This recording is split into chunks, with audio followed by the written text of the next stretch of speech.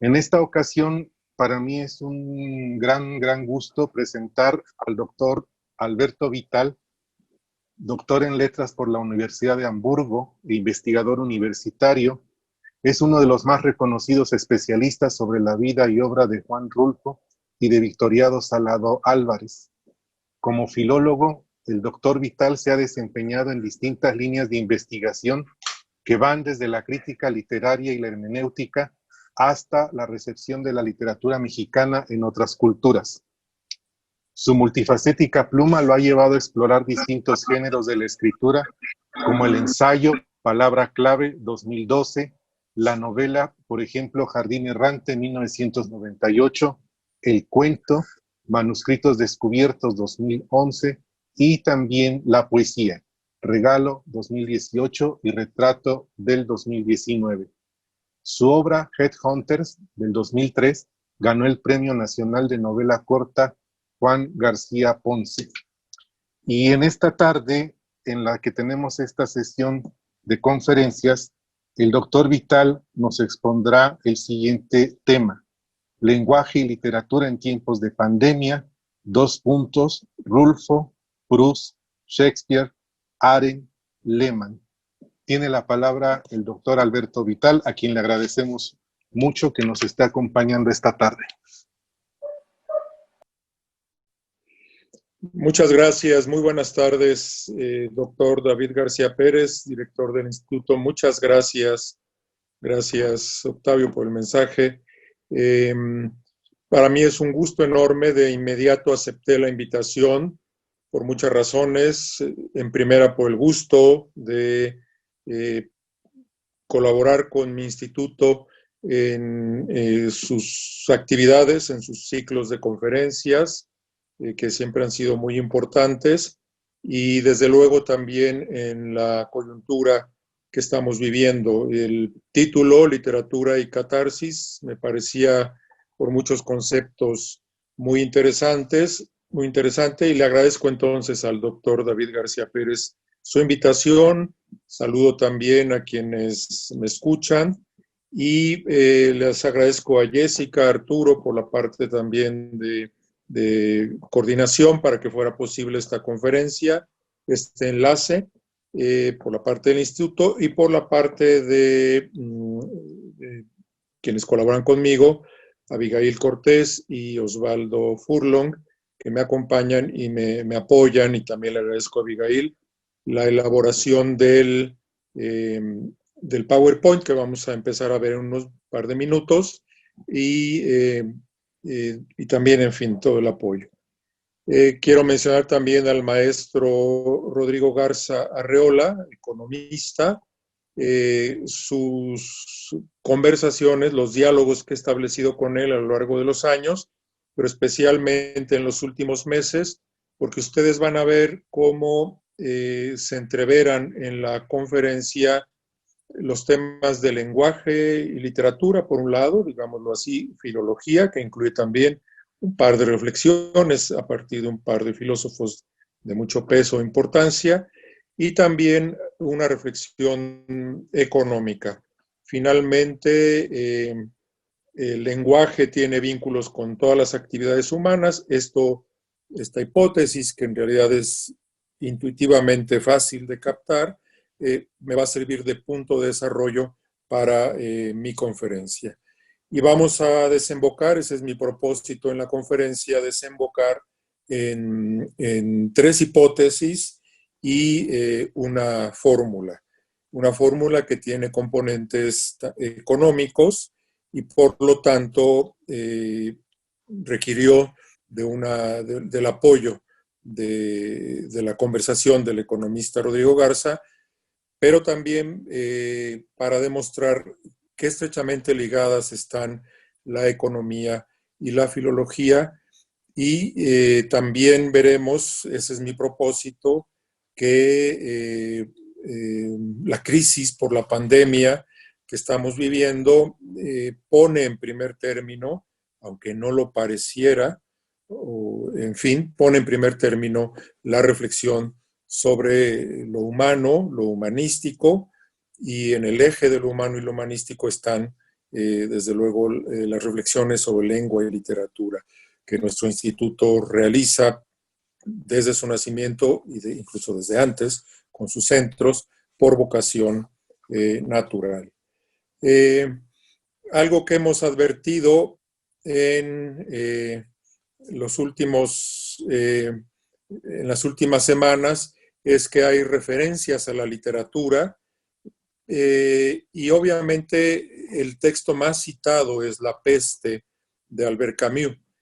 Yo lo que quiero mostrar aquí es que no necesitamos que el tema de un texto literario sea literalmente una pandemia, una peste, un encierro, por alguna razón sanitaria, para que la literatura influya poderosamente y nos ilumine en nuestras reflexiones. Es decir, la literatura nos puede hablar de la pandemia indirectamente.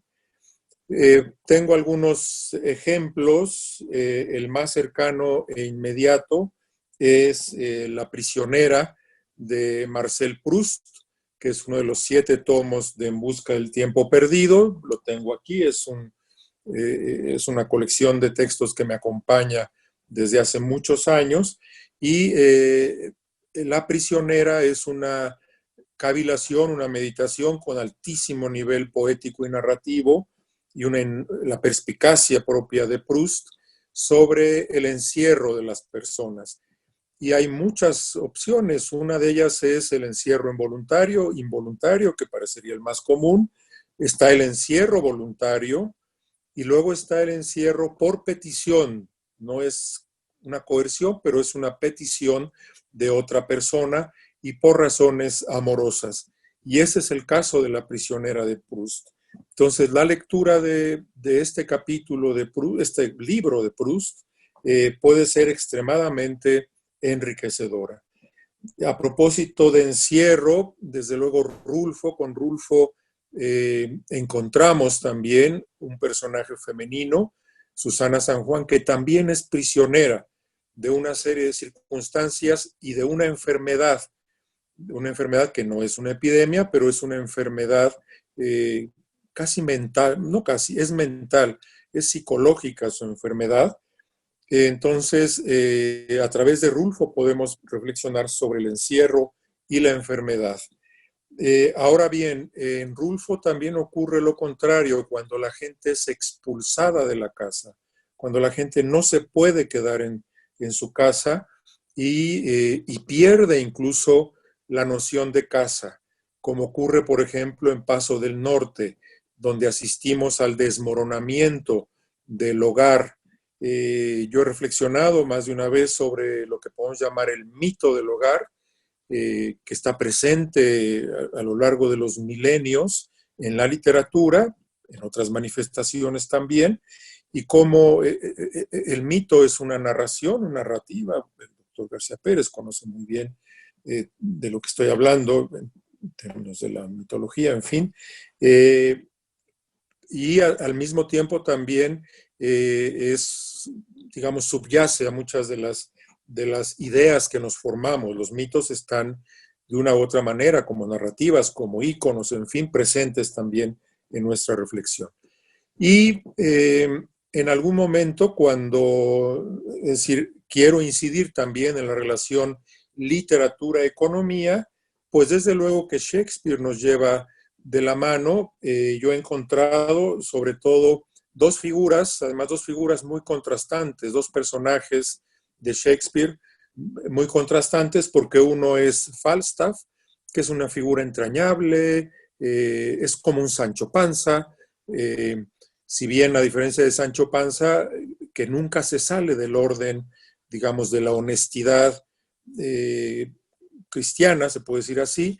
Falstaff sí es mucho más un pícaro, pero nos es, como Sancho, nos es profundamente entrañable, en fin, ¿no?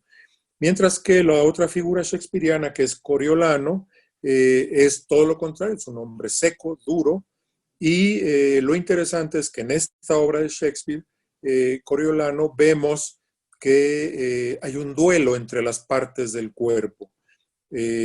Todos los órganos del cuerpo se quejan del estómago porque el estómago es un acaparador y no hay circulación. No hay riqueza porque no hay circulación. Y esta metáfora que después retoman Bertolt Brecht y Günter Grass, que retoma Günter Grass en una crítica más bien a Bertolt Brecht, vamos a ver que no puede arrojar luz sobre nuestra reflexión contemporánea, porque es indudable que la crisis que estamos viviendo se agrava, si no es que es causada por una serie de concentraciones, de acaparamientos, de falta de circulación, por ejemplo, la torpeza con que se maneja en muchos países el tema de la migración, las personas como circulación de sangre, que es generación de riqueza.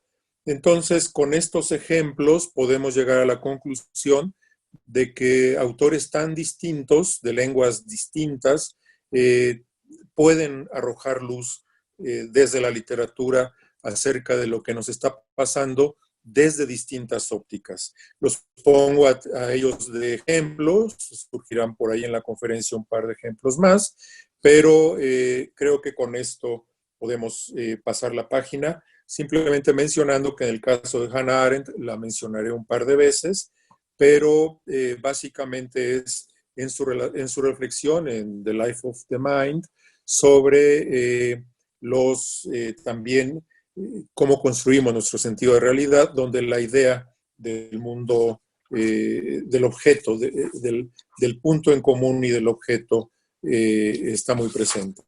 El otro filósofo es Niklas Luhmann, que reflexiona sobre la diferencia entre sociedad y organización. En la fórmula que vamos a ver al final, la noción de organización es muy importante.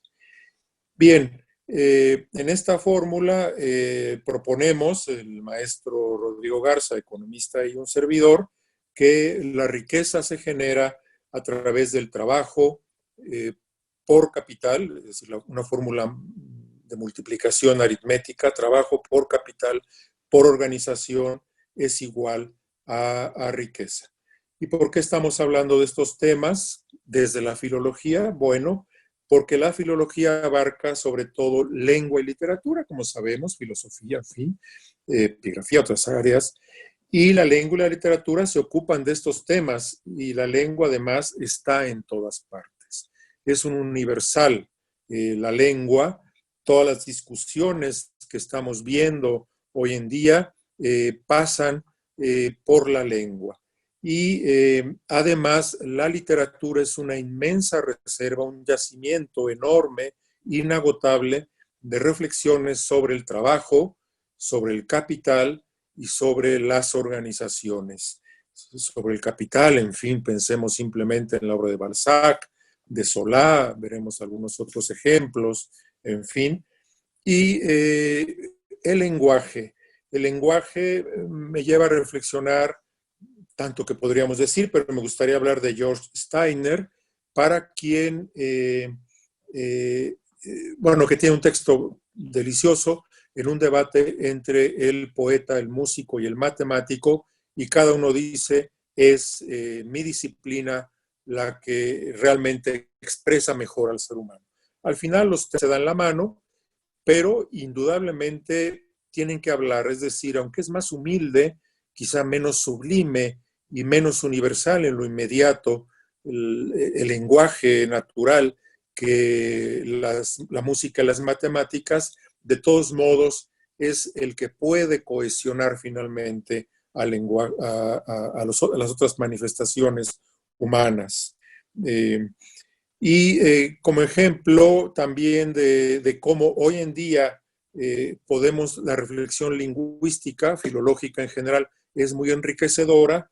Piensen ustedes simplemente en el debate sobre ese punto en común que ha unido a la humanidad por primera vez en toda su existencia, que es el virus, y cómo lo denominan. Simplemente menciono dos de las más conocidas, coronavirus o virus chino.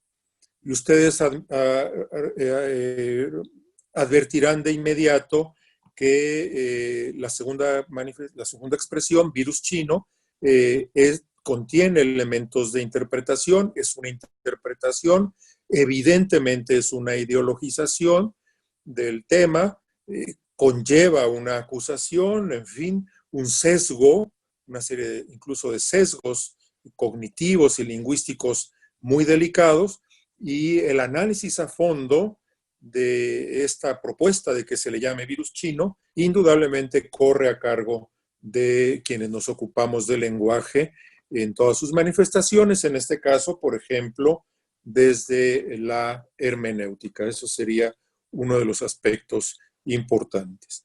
Bien, podemos pasar a la siguiente diapositiva. Y también esto especialmente lo he reflexionado mucho con Rodrigo Garza, la cuestión de la confianza es muy importante. Hemos visto en las últimas semanas la tentación de que se considere que los regímenes así llamados autoritarios están resolviendo el problema mejor que los regímenes democráticos.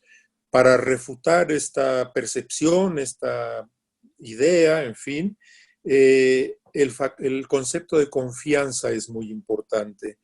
Y podemos ver cómo países como Alemania, que no son un régimen autoritario, todo lo contrario, es un régimen altamente federal, federalizado en su distribución de poderes, en su diseminación de los mismos, en fin.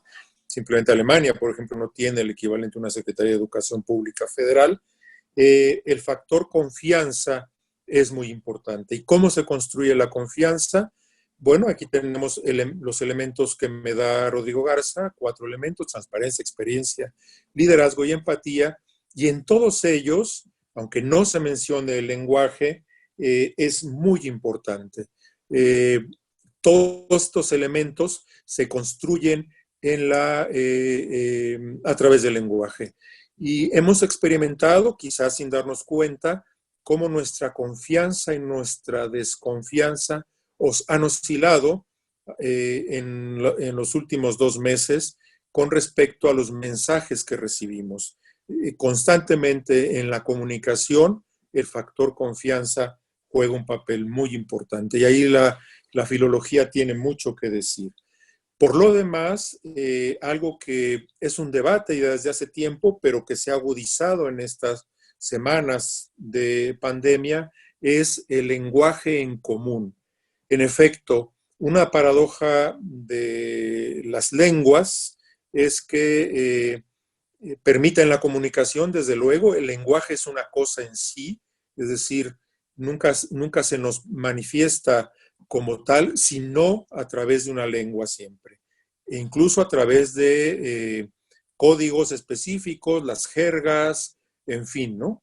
Entonces, las jergas de generación, de género, en fin, ¿no? Los géneros discursivos. Entonces, una tarea pendiente para la humanidad, más urgente que nunca, es la construcción de un lenguaje en común a través de las lenguas. No estoy hablando de un esperanto o algo así, pero sino de lo que de alguna manera en muchos siglos de la humanidad fue el latín como lengua franca, pero además, más allá de cualquiera que sea la lengua franca, lo importante es la serie de temas en común que la humanidad pueda compartir para aumentar la confianza. Pasamos a la siguiente diapositiva.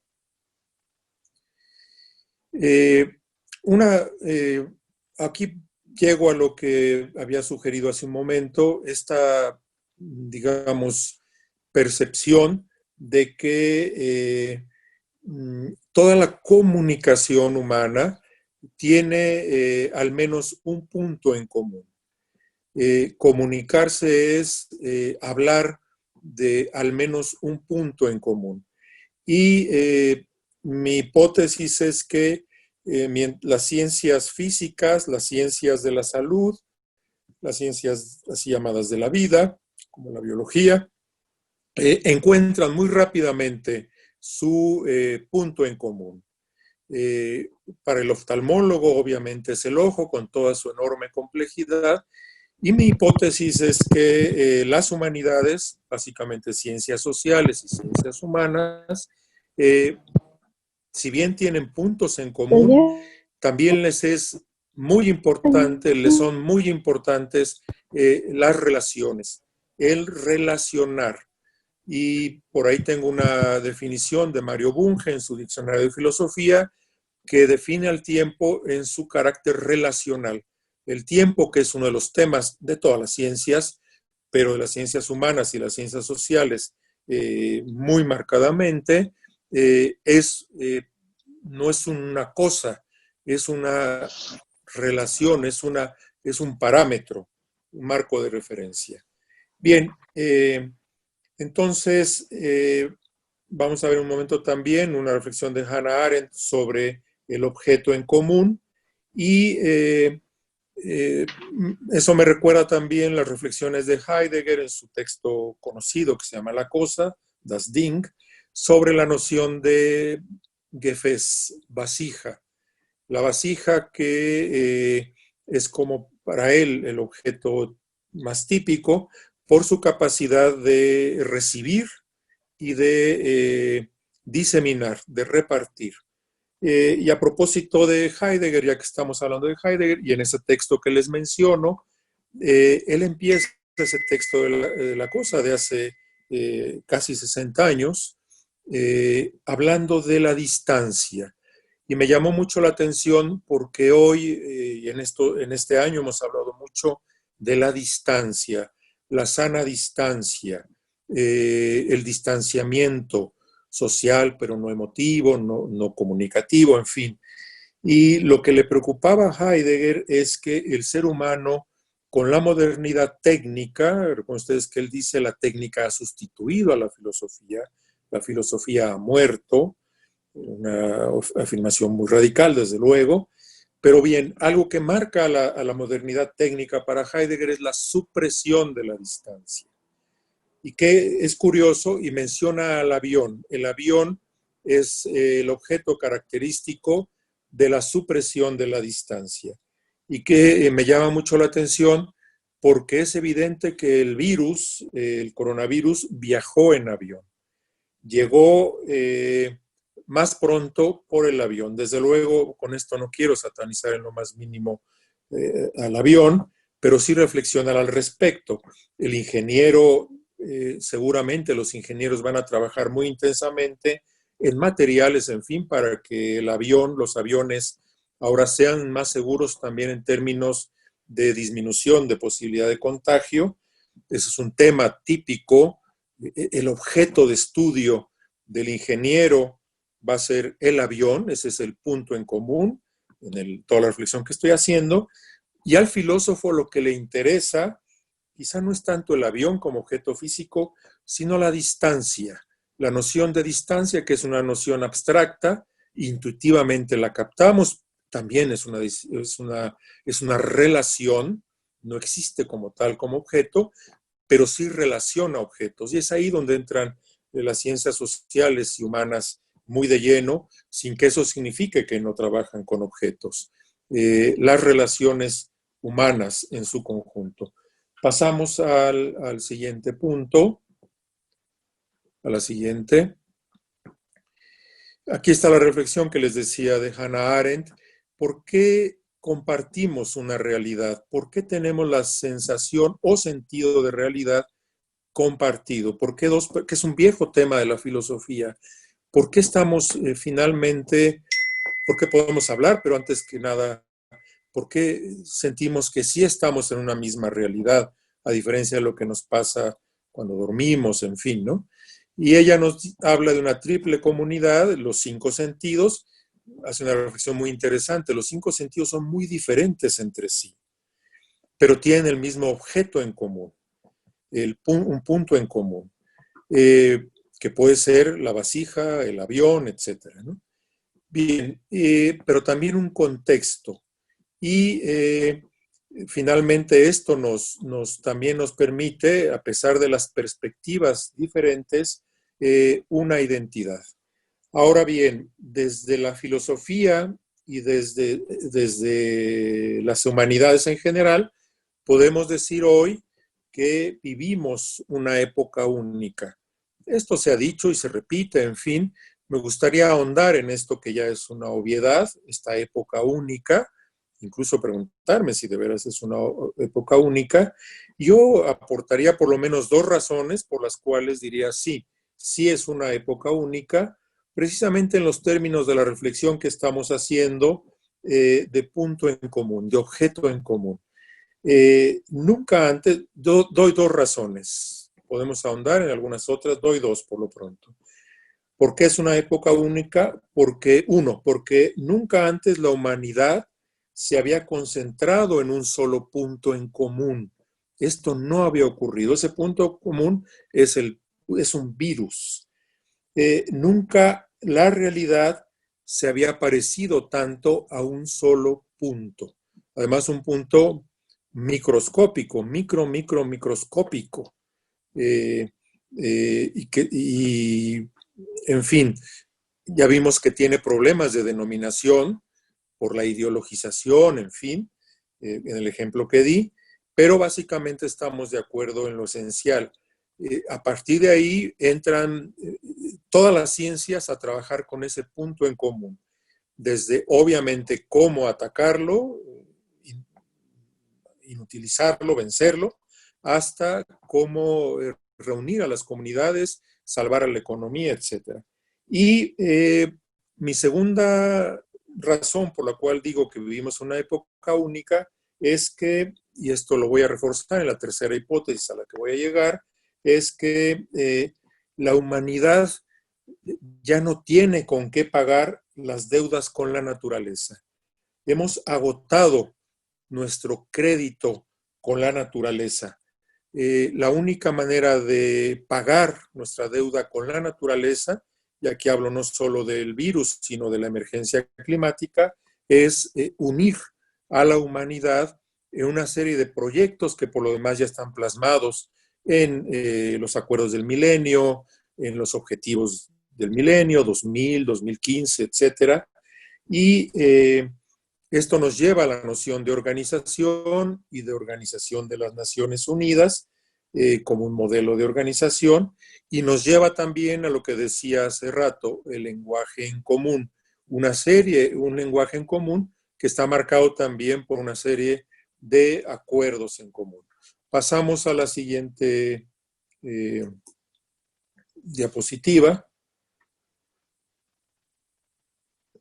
Bien, aquí está justamente lo que les decía hace un momento, cómo en las humanidades nos ocupamos muy a fondo y con rigor de imperceptibles o intangibles reales, como la libertad, la autonomía, la educación, las pasiones, el ser, por supuesto, la palabra, las virtudes, las leyes, el futuro, el presente y el pasado. Y como todos estos factores están involucrados en la pandemia que estamos viviendo, por lo tanto, las humanidades tienen mucho que decir.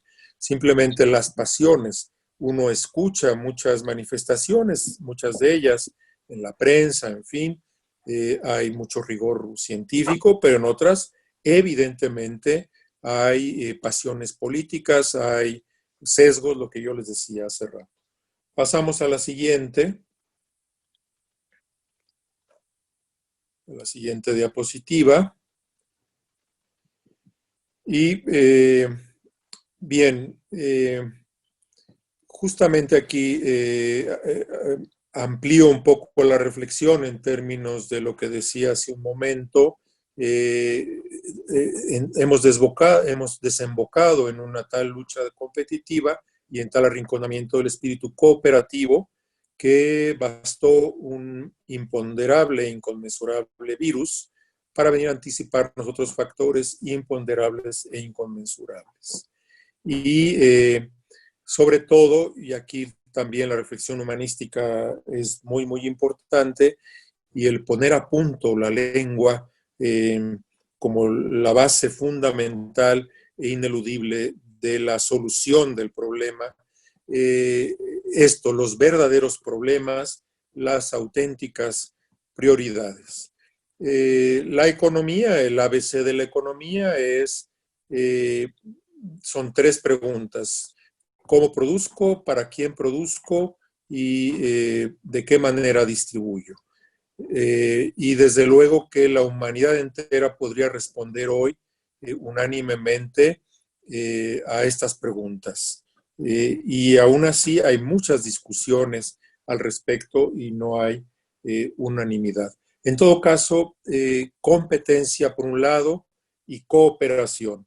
Este es un tema que viene, por lo menos lo podemos detectar desde Thomas Hobbes en el Leviatán, y yo concluiría que los estados, los regímenes, los gobiernos cooperen entre sí para que las empresas puedan competir y las personas no tengamos que competir, salvo en los deportes y en esas áreas de recreamiento, lúdicas, en las que competir por lo demás resulta muy sano.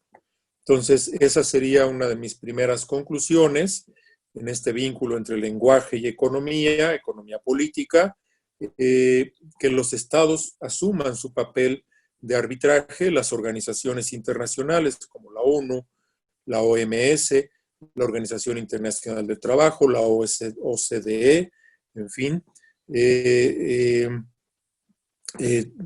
asuman su papel de arbitraje y no salten a la cancha, hagamos una analogía deportiva, futbolística, sintiéndose jugadores, sino árbitros, mediadores. Eso es muy importante. La literatura ha desplegado una cantidad impresionante de narrativas en torno al impulso natural del ser humano hacia la competencia. Pensemos en Honorato de Balzac, en Stendhal, 2 grandes autores franceses, especialmente la comedia humana nos va retratando, y en Zola también, Émile Zola, vamos encontrando también cómo la competitividad es algo innato en el ser humano, por eso los deportes son tan importantes, y entonces, pero es indudable que la competitividad con sus aspectos negativos, los tiene positivos también, se agudizan en épocas de acaparamiento, de racionalización, en fin, de escasez. Por lo tanto, el proyecto de la humanidad está claramente marcado por la necesidad de, en fin, ¿no? de que la riqueza sea mejor distribuida, de que tengamos sobre todo una serie de proyectos en común. Bien, pasemos a la siguiente. Para pasar un poco a cómo podemos aterrizar las reflexiones de la lengua, del papel de la lengua, bueno, por mis reflexiones pragmalingüísticas que aprendí gracias a nuestra Universidad Nacional, a nuestra Facultad de Filosofía y Letras, hace ya algunos años, tenemos el concepto de actos de habla. Algo muy importante para mí, y lo puedo desarrollar con algunas reflexiones de Walter Benjamin, de Edmund Husserl. A Husserl lo cito a través de Hannah Arendt, en fin, que los actos de habla tienen un carácter intencional muy importante. La intención es muy importante en la acción y de la intención se derivan también decisiones. Entonces, hablar, tener intención y decidir son importantes y un acto de habla, ¿cómo se delimita?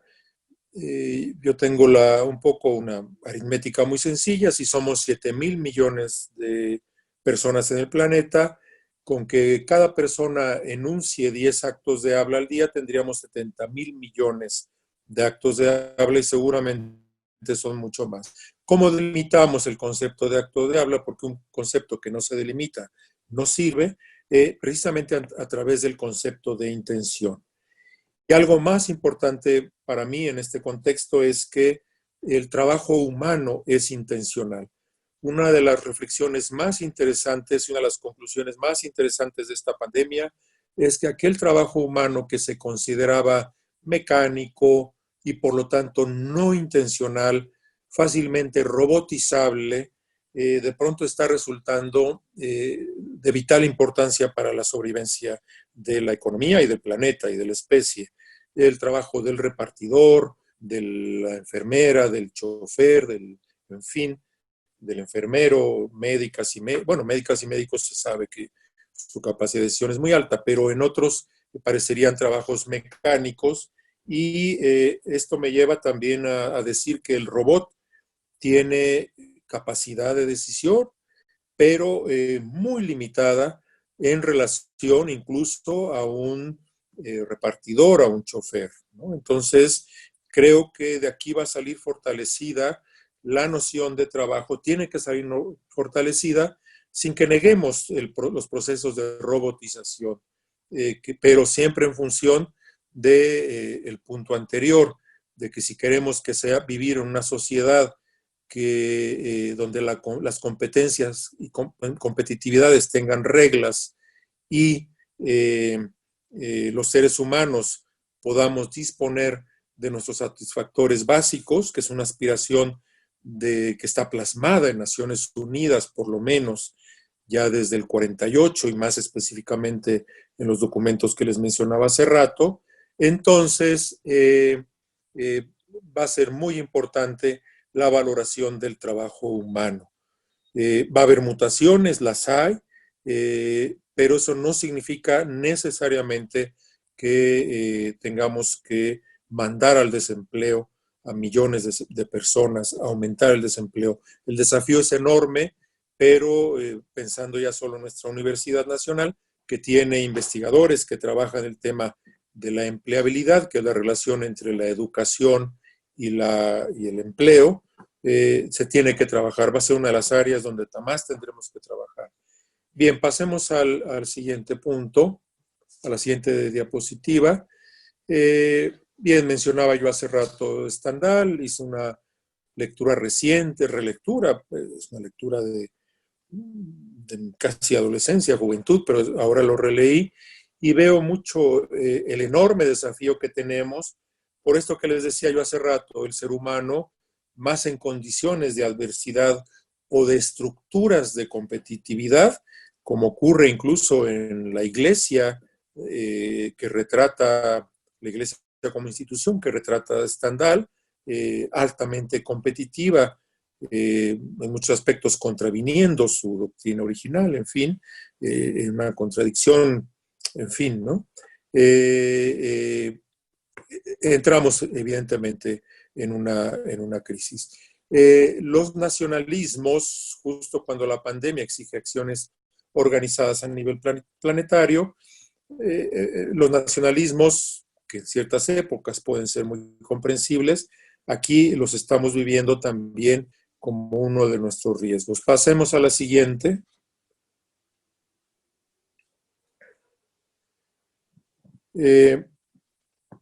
Esto es una reflexión que hago a partir también de una reflexión que tiene Hannah Arendt en La condición humana. Vemos cómo el ser humano usa lo material, la materia física, las casas, las construcciones, la materia orgánica e inorgánica, que suele ser tema de las ciencias físicas, lo que mencionaba yo hace rato. Obviamente, esa materia sirve para acercar a la persona. Es decir, cuando tenemos un punto material, materia tangible en común, es más fácil que nos comuniquemos a que si hablamos de intangibles, como las pasiones, los sentimientos. Ludwig Wittgenstein, retomando a San Agustín, nos muestra cómo San Agustín hablaba en sus confesiones de cómo aprendió a hablar, y le llama la atención a Wittgenstein que San Agustín solo hace referencia a objetos físicos. La mesa, veía que mis padres decían mesa y la señalaban y estaban de acuerdo de qué estaban hablando. Y así otros ejemplos, mesa, silla, etcétera, ¿no? Pero el propio Wittgenstein nos recuerda que respecto a conceptos como mesa, podemos estar relativamente de acuerdo con facilidad, con relativa facilidad. Mesa, la noción de mesa no presentaría los problemas ideológicos que presenta la noción de coronavirus por la gravedad de la situación, en fin, como lo vimos hace rato, la mera denominación del coronavirus ya genera una discusión. En cambio, en el otro extremo, y citando también a Wittgenstein, recuerden ustedes que Wittgenstein nos dice, cuando hablamos del dolor, ya es más difícil que las personas puedan comunicarlo, puedan decir, y lo hemos vivido en una consulta médica, en fin, ¿no?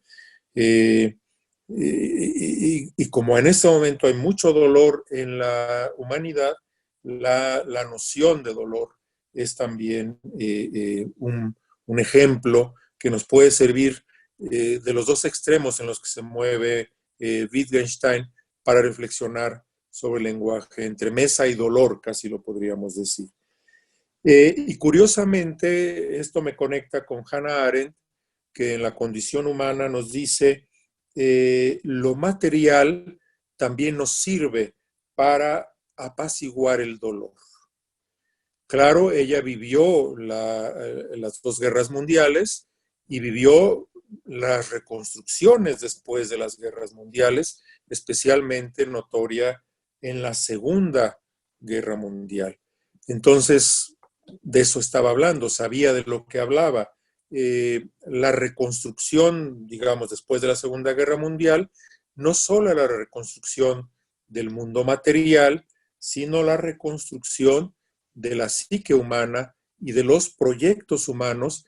Y recuerden ustedes lo que pasa en Alemania y en la obra de Samuel Beckett, en autores alemanes como Wolfgang Borchert, con su teatro del silencio, con su teatro de la imposibilidad de hablar, y lo que dice Adorno, después de Auschwitz ya no puede haber poesía, es decir, no se puede hablar. Lo que se ha perdido después de la Segunda Guerra Mundial es el habla. Y también la poesía de Paul Celan nos está hablando de eso, de la imposibilidad de hablar. Pues bien, derivando de esta reflexión de Hannah Arendt, podemos decir que la reconstrucción material permitió, ayudó, no exclusivamente, ayudó a la reconstrucción anímica. Y en el momento en que el triunfalismo, pasados ya 10 años de la derrota de Hitler, el triunfalismo alemán permitía hablar del milagro alemán, llega un gran novelista, Günter Grass, y dice, momento, esta satisfacción alemana nos puede llevar nuevamente a un nacionalismo agresivo, a una soberbia y arrogancia que a los alemanes se nos da con mucha facilidad. Entonces escribe El tambor de hojalata como una crítica y dice los alemanes no han llorado la culpa que tienen. Y entonces abre su teatro de la cebolla, donde todo el mundo, lo único que hace el presentador es decirle a la gente que vaya pelando una cebolla, que la vaya partiendo y pelando. Y como al partir la cebolla lloramos, pues ese llanto meramente mecánico nos lleva también a por lo menos un esbozo de llanto emocional. Bien, pasemos ahora sí a nuestras hipótesis, a las tres hipótesis y a la propuesta que les quería yo hacer. Nuestra primera hipótesis o propuesta es que, como lo hemos venido demostrando aquí, es una hipótesis que también es una conclusión, la literatura es un conjunto de inagotables yacimientos donde pueden extraerse lecciones prácticas en torno a factores cruciales como, desde luego, antes que nada, la lengua y el lenguaje, las intenciones, hay muchos ejemplos simplemente en rojo y negro, de cómo los hablantes tenemos mucha capacidad para captar las intenciones. Es algo que desarrollamos en desde nuestra infancia. Adquirir el lenguaje también implica adquirir habilidades pragmáticas, éticas, cognitivas y casi incluso de sobrevivencia. Y entonces captar intenciones, como ocurre en muchos diálogos no solo de Stendhal, de la literatura, es muy notorio. Luego, las decisiones, todos los personajes, desde la literatura que nosotros queramos, la literatura griega, están asumiendo, están viviendo situaciones conflictivas, situaciones de decisión, de crisis, y la literatura es un enorme yacimiento de las mismas. Y luego, a mí lo que me interesa también es que vinculemos esto con los tres vectores de la fórmula que voy a proponer al final, que son el trabajo como recurso humano, que también se le llama, los otros recursos disponibles o posibles y la organización. Y aquí puedo volver a la figura de Falstaff, que como todos los pícaros, con todos los matices, Lazarillo, quien ustedes quieran, en la literatura mexicana también tenemos figuras pícaras, en el cine mexicano, en Chaplin, en Buster Keaton.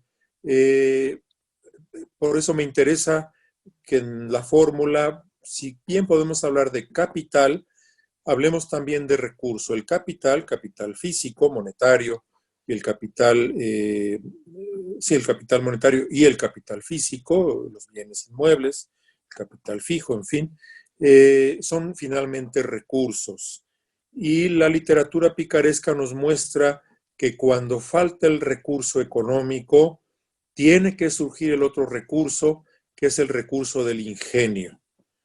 Y la sociedad mundial, el planeta entero, ante no tanto escasez de recursos, sino insuficiencia de recursos, va a tener que demostrar una creatividad enorme, enorme, enorme, para ahí donde faltan recursos económicos, surjan los recursos de la creatividad humana. Esto me lleva a la película de Guillermo del Toro, La forma del agua. ¿Qué personaje más desprovisto aparentemente de recursos como la protagonista, que además de estar en la escala social, en el punto más bajo de la escala social, por si fuera poco, es sordomuda? Es decir, las limitaciones, las desventajas son enormes, y ella finalmente va saliendo con sus propios recursos, comunicándose en situaciones muy difíciles, y termina en una especie, una suerte, podemos decir, de triunfo, en todo caso, de apoteosis. Esto me lleva también a una reflexión de Pierre Rosanvallon, que nos dice, voy a referirme a otra película, a Tiempos Modernos de Chaplin. Tiempos Modernos es la época del trabajo no creativo, del trabajo típicamente mecánico. De lo que se burla Chaplin es de la mecanización, de la industrialización acelerada. Pues bien, en el mundo contemporáneo, nos dice Pierre Rosanvallon, este tipo de trabajo no nos va a llevar a ninguna parte. No va a ser la solución, porque ese trabajo sí lo pueden hacer robots. Pero más que nunca, y lo acabo de mostrar, la necesidad de recursos, de ingenio, más que nunca la creatividad individual, como el que tiene esta protagonista de La forma del agua, es absolutamente necesaria. En términos de literatura, yo diría que para facilitar el trabajo, la recepción de la literatura en la sociedad con todas estas maravillas que estamos simplemente repasando, necesitamos ediciones adecuadas, necesitamos adaptaciones a distintas edades y necesitamos antologías. Y por supuesto, y hemos trabajado en ello, en fin, traducciones, ¿no? Entonces, estos cuatro elementos mínimos, ustedes pueden añadir otros, me parece a mí que son absolutamente ineludibles para que la literatura pueda cumplir con esta misión que puede llegar a cumplir, para evitar esa desarticulación entre la literatura y lo que está necesitando el mundo contemporáneo. Pasemos a la segunda hipótesis. Mi hipótesis segunda es que la comprensión del carácter estructural y estructurante de la lengua, que al mismo tiempo es una organización, es un sistema organizado la lengua, pero además es un sistema organizador, contribuye a dar los primeros pasos en un esfuerzo más amplio. La constatación de que toda riqueza depende de tres factores decisivos, a su vez aglutinantes, que son, como lo veremos en síntesis en la fórmula, el recurso humano, el recurso físico y líquido, y la organización. Mi hipótesis es que la lengua es al mismo tiempo el primer capital del que dispuso la humanidad y es la primera organización, la primera gran organización de que dispuso la humanidad. Los antropólogos y los arqueólogos nos dirán si en efecto, pero es altamente probable esta hipótesis, se cumple este principio, estas dos propuestas. La lengua como el lenguaje en general, manifestado en lenguas específicas, como el primer gran capital, el primer gran recurso organizado y organizador, y al mismo tiempo el primer gran elemento justamente organizador. Para que haya riqueza, tiene que haber lengua, y mientras más riqueza lingüística hay, y más capacidad esa riqueza lingüística nos tiene que llevar a la auténtica comunicación, al punto en común, un punto en común que no es solo un objeto físico, sino también una serie de objetos intangibles, valores, emociones, en fin. Y entonces la riqueza no será posible sin la lengua. Y además hay otro factor. La educación es tan importante que en nuestra fórmula podríamos quitar la palabra organización y poner educación. La educación es un potenciador de la organización humana, de las organizaciones en general, espontáneas, informales o formales, y por lo tanto de nuestra fórmula que vamos a ver un momento más. Y la Bildungsroman, por ejemplo, la novela de formación, es un ejemplo de cómo la literatura también se ha ocupado de la educación. Y no es casual que algunos de los éxitos literarios de los últimos años, como Harry Potter, ocurran precisamente en el cronotopos de la escuela.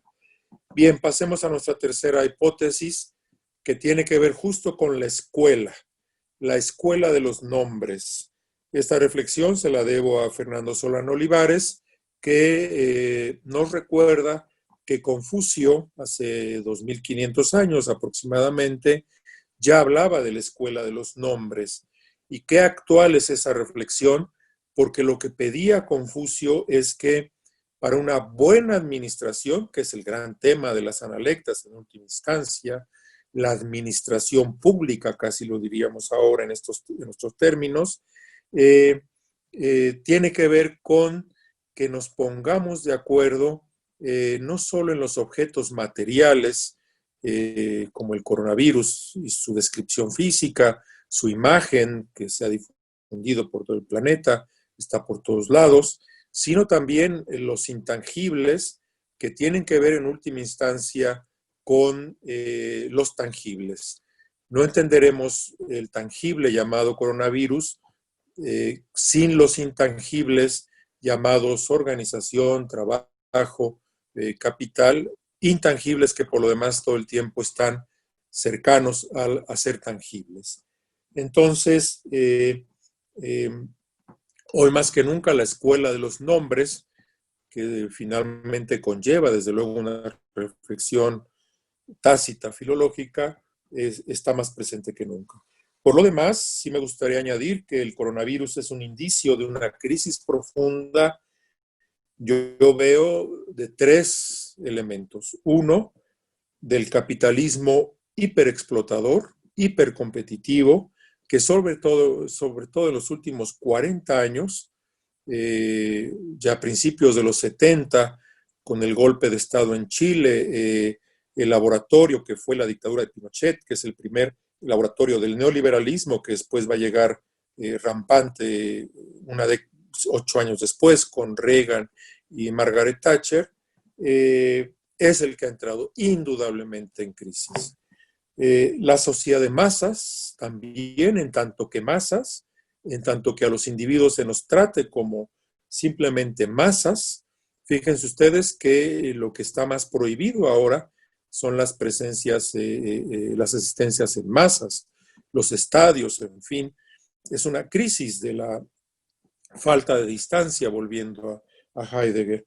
Y por último, también una crisis de la sociedad del espectáculo, que nos ha marcado profundamente. Aquí las reflexiones del concepto de sociedad del espectáculo es de Gilles Deleuze, como quizá ustedes saben. La sociedad del espectáculo que permite distorsiones de la vida social, como los salarios estratosféricos de algunos futbolistas frente a los salarios miserables de estos héroes que son los camilleros, los choferes de ambulancias, los enfermeros, las enfermeras, en fin, ¿no? Entonces, para mí es una crisis profunda y no hay que quitar el dedo de esa llaga, no hay que quitar el dedo del renglón cuando se recupere aquello que hoy se denominó la nueva normalidad. Vamos a ver qué es eso. Volvemos otra vez a las reflexiones lingüísticas. ¿Qué es la nueva normalidad? Ya veremos. Bien, y termino con lo que les decía yo. Ya no tenemos con qué pagar pasamos a la siguiente diapositiva, la penúltima, tantas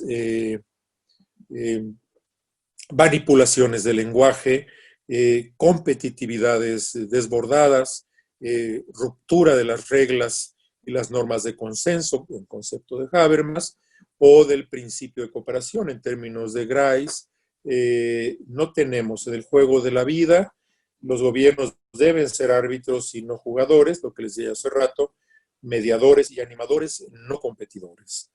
Entonces, esto me parece que también es un aspecto muy importante y las reflexiones humanísticas en general tienen mucho que decir. Y por último, terminamos con la ya mencionada fórmula, pasamos a nuestra última diapositiva. Yo propongo que, en efecto, trabajo por capital, por organización, es igual a riqueza, con la posibilidad de que juguemos heurísticamente con la idea de que en lugar de organización pongamos educación, cualquiera que sean las variantes que hagamos de esta fórmula, el lenguaje y la literatura estarán totalmente presentes. Pues con esto termino, les agradezco muchísimo su atención y quedo atento a sus consideraciones, sus preguntas y al diálogo que quieran que establezcamos. Muchas gracias por su atención. Muchas gracias a ti, Alberto, por estas interesantes reflexiones que yo creo que en el público, en nosotros, dejan bastantes ideas, bastante material para reflexionar sobre el lenguaje, sobre el papel de la literatura, sobre la función misma de las humanidades y toda esta cuestión del uso del lenguaje, de cómo nombramos el mundo, de cómo nos relacionamos nombrando ese mundo y que tú has expuesto ahora a través de diferentes reflexiones que vas conduciendo con autores, con experiencias, con tu misma formación. Pero bueno, quisiera más bien si el público que nos está acompañando tiene alguna pregunta, alguna consideración, comentario para el doctor Vital, puede hacerlo, como hemos dicho al principio, usando el chat para no saturar la plataforma con los micrófonos. Sobre todo es por esta cuestión, ¿sí? Entonces, Muchas Quedamos a la gracias. espera. Muchísimas gracias por sus comentarios y quedo atento. Hay algunas preguntas, por ejemplo, ¿realmente es posible que como especialistas de la comunicación podamos incidir en los procesos de transformación? Sí, este es el gran desafío que a las humanidades y a la filología en particular no nos dejen fuera, no quedemos fuera de la muy probablemente reconstrucción eh, que sobrevendrá al paulatino regreso de las actividades. Es una reconstrucción distinta a la de la Segunda Guerra Mundial, porque no hay destrucción física, afortunadamente, pero sí hay destrucción de puestos de trabajo, en fin. Y por eso a mí me ha interesado mucho dialogar con economistas y hacer mis propias reflexiones. Todos somos economistas intuitivos y prácticos por la administración de administradores, por la administración cotidiana de nuestra vida, en fin, pero sí tenemos que hacer un trabajo eh, con reflexiones como, bueno, esta que yo propongo, y también hay que indudablemente llegar a a quienes toman decisiones. Por eso mi reflexión sobre ediciones adecuadas, en fin, ¿no? Había una pregunta, déjeme ver, hay una pregunta sobre Walter Benjamin, Walter Benjamin con la situación actual. Eh, sí, hay algunas obras de él que puedan darnos algunas pautas. Se produce toda esta significación a partir del concepto de virus. ¿Estamos atravesando una crisis o construyendo algo nuevo, algo diferente? Yo creo que son las dos cosas, crisis y necesidad de construcción. Me preocupa, les voy a decir aquí muy en confianza, el concepto de nueva normalidad. Sí hay que buscar la normalidad, desde luego, pero que tenga peso también el adjetivo nueva. Entonces, porque sí, sobre todo porque yo veo esta crisis como un anuncio de otras crisis potenciales. Yo creo que Benjamin, volviendo a la pregunta que está un poquito arriba, Walter Benjamin, lo que nos está dando todo el tiempo, son posibilidades de ver aquello que no vemos. Recuerdo una reflexión por ahí de Benjamin como el ropavejero, el que va recogiendo lo que los grandes sistemas filosóficos, en fin, no consideran, no toman en cuenta. Desde luego, él mismo en su escritura, en fin, cuestionó la noción habitual de obra como tal, como los otros autores, pero sus libros clásicos como bueno, Calle de un solo sentido, Einbahnstraße, Calle de un solo sentido, sus estampas, tanto parisinas como berlinesas, en fin, ¿no? Su gran noción del flaneur, del que va caminando y viendo, dejándose ver y viendo también. Vamos a ver. Sí, Sé que es muy una bien. buena vía. Estoy leyendo la inteligencia artificial. Muchas gracias por su reflexión. En efecto, inteligencia artificial, en fin, ¿no? A mí me gustaría conservar estas reflexiones y si quieren irles dando respuesta. No sé, el doctor David, cómo andamos en tiempo y logística, en fin, ¿no? Sí, mira, el asunto, Alberto, y para todo el público es que algunos alumnos se van retirando ya porque Sí, tienen clase. Entonces, perfecto. se está grabando de cualquier manera esta charla. Si tú quieres luego contestar algunas cosas en particular, podemos quizá acercarte a algunas preguntas. ¿Mm? Claro. Estoy Eh, viendo lo de la CEPAL, por ejemplo, sí, que sale, me dicen ustedes, ¿no? Perfecto. Es sí. decir, es evidente, ¿no? Sí, me dice una de las organizadoras, Jessica, que tienes 10 minutos todavía, así que puedes, quizá, si tú lo tienes a bien, contestar algo más. Claro, entonces veo las preguntas. Eh, Nuevo orden mundial, será la nueva normalidad, el advenimiento de un nuevo orden mundial. Parece si nos apoyamos en la mitocrítica y el mitoanálisis de Durán. Vivimos una época donde rige Hermes, pero es un Hermes demente. Pues está muy interesante esta reflexión. Yo veo pulsiones muy fuertes a que la nueva normalidad sea la vieja normalidad. Eh, pero hay que poner, por lo tanto, va a ser vamos a hacer un esfuerzo muy grande para que no se vuelva a perder de vista cuáles son las verdaderas necesidades de la humanidad. El espectáculo está bien, los deportes son necesarios, en fin, pero no pueden ocurrir estas distorsiones. Yo mencioné una sola.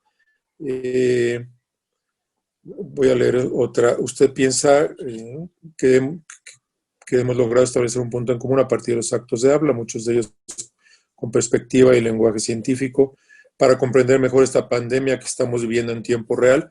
La pandemia misma y el coronavirus nos ha obligado a tener un mismo punto en algo que no había ocurrido en toda la historia de la humanidad, y por lo tanto deberíamos pasar del punto en común del coronavirus, cuando lo superemos, lo tenemos que superar, a los puntos en común que marcan los acuerdos y los objetivos del milenio.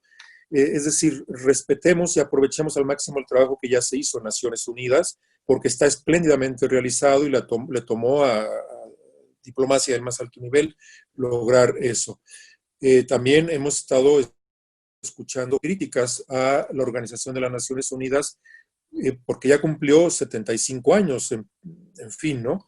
Y, por ejemplo, la manera en que está organizada la organización ya es insuficiente. Hay muy buenos trabajos en torno a cómo se podría reorganizar la Organización de las Naciones Unidas.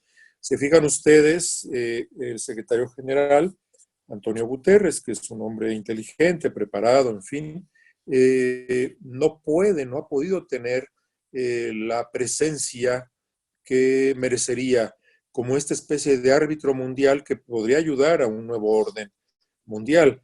El problema está no en la persona, sino en la estructura misma de la organización. Entonces, creo que sí hay que ayudar a la Organización de las Naciones Unidas y a otras organizaciones, como las que mencioné, la de la salud, evidentemente, a que tengan un peso de arbitraje más, más, como con más presencia, ¿no? Como con más énfasis. Definitivamente, sí. Creo que eh, son estas grandes organizaciones internacionales las que pueden ayudar. Me preguntan cómo relacionamos el encierro voluntario e involuntario de los personajes de Rulfo, Proust y Shakespeare. Los ejemplos, desde luego la prisionera de Proust en este tomo que yo compré hace muchos años, que es un texto que, en fin, ¿no? Se puede leer con el doctor Maurice Viriot y estamos trabajando en el seminario de literatura aplicada para invitar a la gente a que exprese su experiencia del confinamiento y a que estudiemos textos literarios sobre el confinamiento. Confinamiento que puede ser desde la cárcel en Dostoyevsky hasta los textos que yo mencionaba, el confinamiento de Susana San Juan, por ejemplo, ¿no? El confinamiento de la madre de Margarita en el cuento En la madrugada de Rulfo, en fin, ¿no? Y en Shakespeare también podemos encontrar figuras confinadas, podemos decir, ¿no? Parcial o totalmente, ¿no? Muchísimas gracias por sus comentarios. Les puedo compartir la bibliografía y las lecturas con muchísimo gusto. Y con mucho gusto también el seminario de literatura comparada. ¿Cómo no? Muy Pues bien. muchísimas gracias, muchas gracias. Gracias a estas ti, reflexiones Alberto. y les agradezco mucho su atención. Gracias a ti, Alberto, por estar acompañándonos en esta sesión y estamos en contacto para todos estos proyectos de nuestra universidad. Buenas tardes, que estés bien. Claro que sí. Muy buenas Hasta, tardes y muchísimas gracias. hasta luego. Gracias a ustedes.